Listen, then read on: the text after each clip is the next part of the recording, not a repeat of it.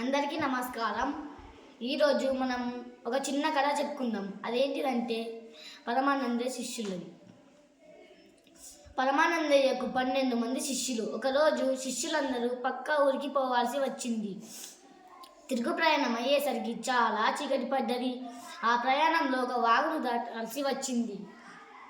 శిష్యులందరికీ వాగును చూడగానే భయమయ్యింది. ఎట్లా దాటాలి అని కాలుగాలిన పిల్లుల్లా అటు ఇటు తిరగసాగారు. వారిలో ఒక శిష్యుడు, ఒరేయ్, ఇప్పుడు రాత్రి అయ్యింది కదా, వాగు దినమంతా ప్రవహించి అలసిపోయి ఉంటుంది. అది నిద్రపోయే సమయం చూసి మనం దాటుదాం అన్నాడు. మరి వాగు నిద్రపోతున్నదో లేదో ఎట్లా తెలుస్తుందిరా అని ఇంకొక శిష్యుడు అన్నాడు. ఓహో, అదెంత పని, నేను చిటికెలో కనిపెడతా చూడు అని వాగు దగ్గరికి వెళ్ళాడు.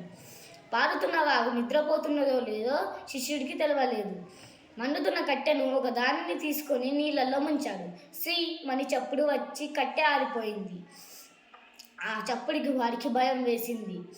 వాగుకి ఏం పని మిగిలిందో ఏమో, నిద్రపోలేదు, తెలివితోనే ఉన్నది.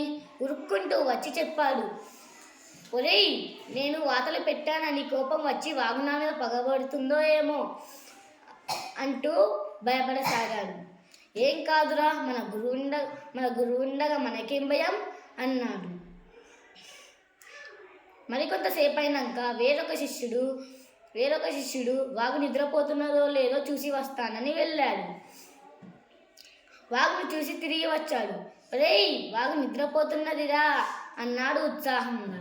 ఎట్లా కనిపెట్టావురా అని శిష్యుల్లో ఒకడు అడగంగానే అదే కట్టెను పట్టుకొని నీటి అంచున అటు ఇటు తిప్పి ఒక్కసారిగా నీళ్ళలో ముంచాను. వాగు కిక్కురమనలేదు, అంటే వాగు నిద్రపోతున్నట్లే కదా అన్నాడు. మరి మన అలిగిడికి వాగు తెలివస్తే భయంగా అన్నాడు. పరమానందయ్య శిష్యుల్లో ఒకడు అందరికీ ధైర్యం చెప్పి వాగు దగ్గరికి తీసుకువచ్చాడు. వాళ్ళు వాగులోకి దిగబోతూ అమ్మో, వాగులో మునిగిపోతామేమో అంటూ భయపడ్డారు. మనం ఒకరం పట్టుకొని వాగు దాటుదామన్నారు. అందరూ కలిసి సరే అన్నారు. అందరూ కలిసి వాగును దాటారు. శిష్యుల్లో ఒకరికి అందరం వాగు దాటామా అన్న అనుమానం వచ్చింది. ఒరేయ్, మీరంతా వరుసలో నిలబడండి, నేను లెక్క పెడతా అన్నాడు. 1, 2, 3, 11.